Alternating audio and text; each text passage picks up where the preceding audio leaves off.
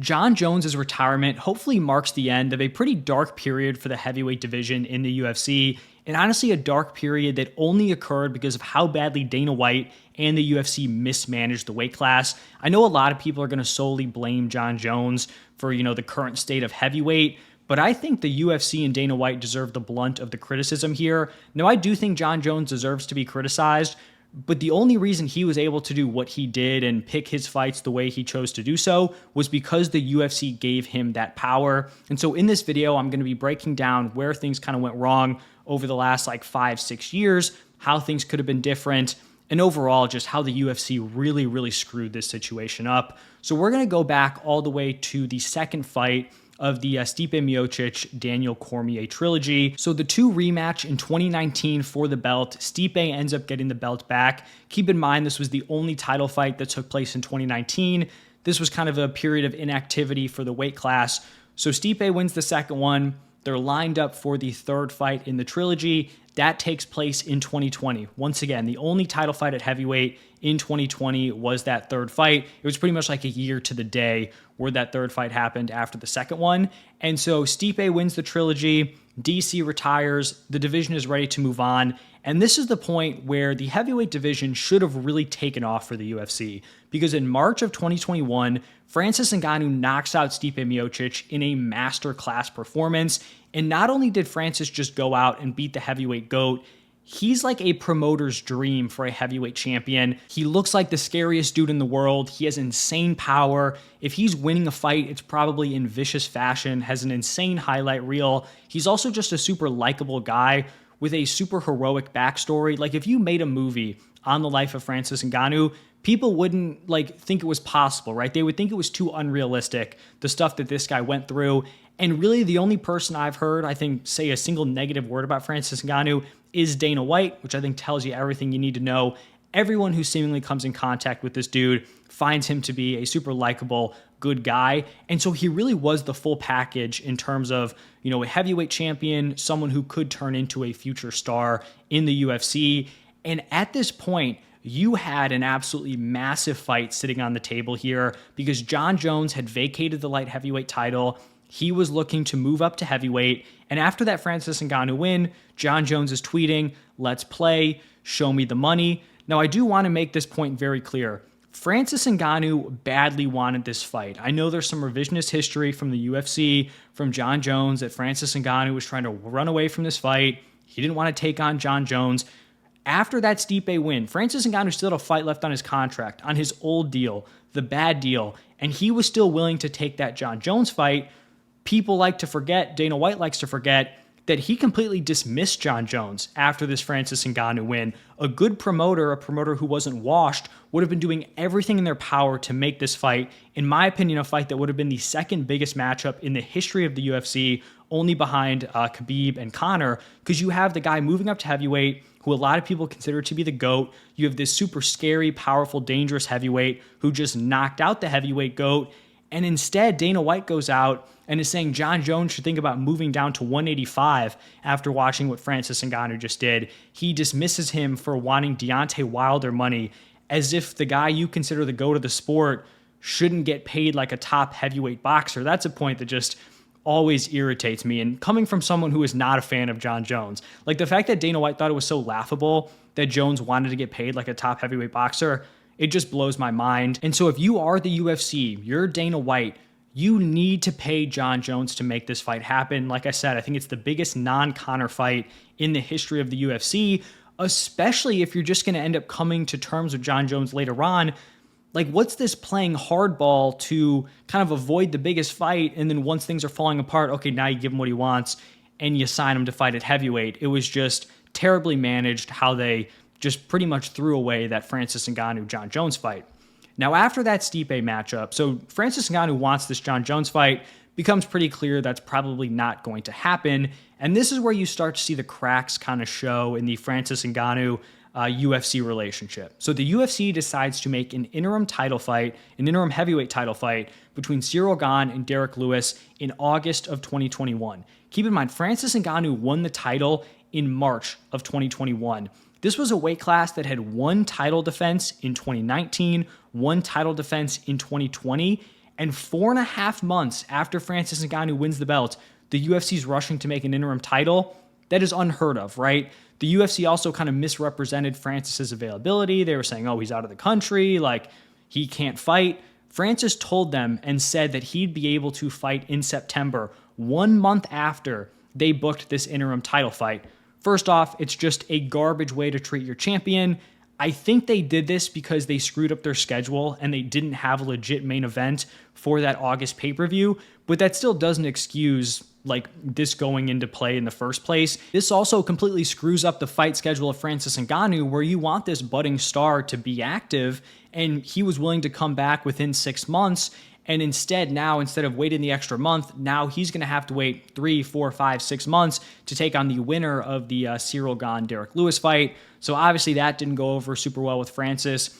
It's also around this point where he's talking about, potentially wanting to take a boxing fight. And now keep in mind, he's not saying, I want to leave the UFC and go box. He wanted it more from the perspective of like the UFC to back him, similar to like a Conor McGregor situation. So Ciryl Gane beats Derek Lewis for that interim title. Francis Ngannou-Ciryl Gane is booked for January of 2022. Now, heading into this fight week between Ngannou and Gane, the Ngannou-UFC relationship had pretty much deteriorated at this point. Francis went into this fight with a serious knee injury just because he desperately wanted to fight out his contract. He wanted to be done, wanted to be free, hit the free market. And so the UFC at this time knew that Francis Ngannou was probably gone. They had butchered their relationship, too far. And so a week before this fight takes place, they agree to rework Jon Jones's contract, where now Jon Jones feels good to take a fight up at heavyweight. And the fact that they did this, they now have the ability to say, oh, Francis Ngannou didn't want the Jon Jones fight. That's what Jon Jones can say. That's what Dana White can say. I want to say Dana White had a quote saying like, oh, Francis just wants to take easier fights for more money, which at the surface like seems like a pretty good deal, but it also doesn't really line up where he's taking huge money to fight the best heavyweight boxer in Tyson Fury in a sport that he wasn't even the champion of. So obviously the UFC, Dana White, they're going to do whatever to try to tarnish the guy on the way out.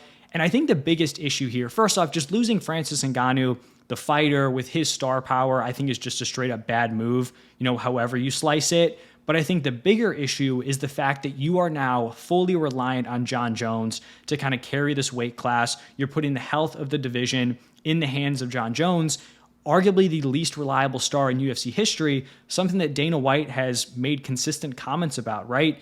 Dana White has talked about how Jon Jones is not reliable, whether that's legal issues, steroid issues, or him just like not agreeing to certain fights on short notice. Like Jon Jones had not been a super easy guy to work with.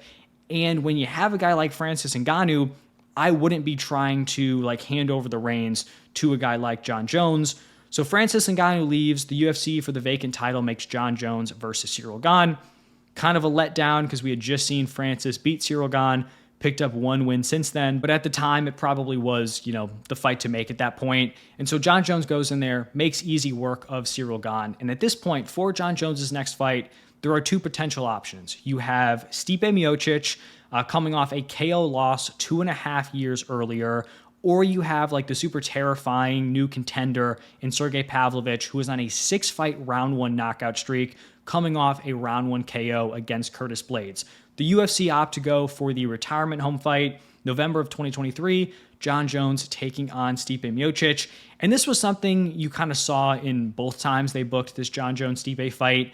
When a fighter has to like actively promote the like well-being or skill of the opponent, like Jon Jones having to go out there and say, oh, Stipe's still great. He was the GOAT. He still has a lot of gas left in the tank. That's never good. When someone in the main event, like the A side, has to convince the fans that the other fighters like in a great state and they're super competitive, that's never ideal. And you did have fans like rightfully so kind of questioning what kind of Stipe Miocic we would get, how washed he actually was. That fight never ends up taking place in 2023 because Jon Jones gets hurt, has to pull out. Now, typically, the champ pulls out, you have a backup fighter, the other guy in the matchup takes on the backup fighter for the interim. That did not happen. They just scrapped the entire fight. They call up Tom Aspinall on short notice. He takes on Sergey Pavlovich for the interim title. Tom Aspinall on short notice knocks out Sergey Pavlovich in round 1. Now, at this point, interim champ, short notice. Tom Aspinall should have been next for Jon Jones. But Jon Jones is going to miss a lot of time. So Tom Aspinall ends up defending the interim title in July of 2024. At this point, Tom Aspinall won the interim belt. He defended the title, and the UFC still opted to make Jon Jones versus Stipe a year later from the original date, November 2024. This was a massive mistake from the UFC. I mean, first off, it's just inexcusable for someone to win the interim title, defend it, and not get the title shot right away.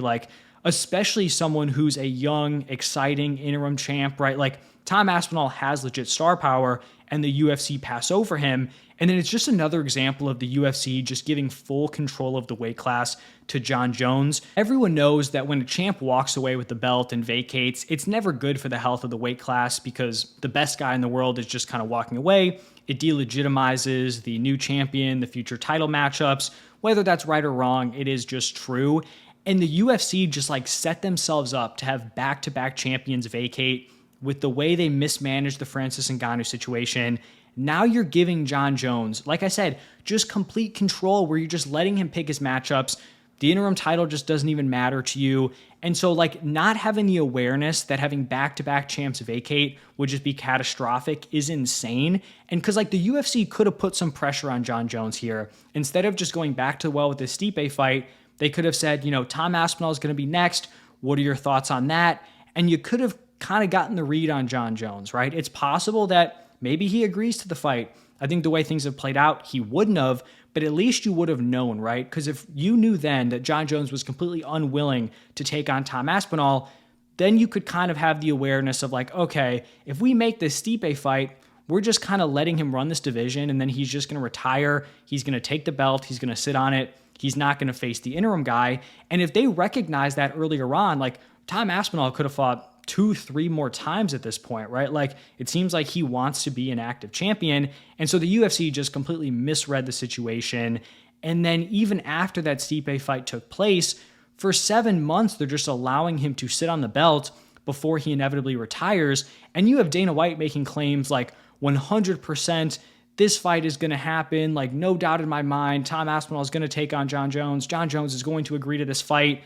And shocker, Dana White lies all the time, but he's so out of the loop, right? That press conference after UFC 316 where he has no idea that Jon Jones is tweeting about vacating and all this stuff.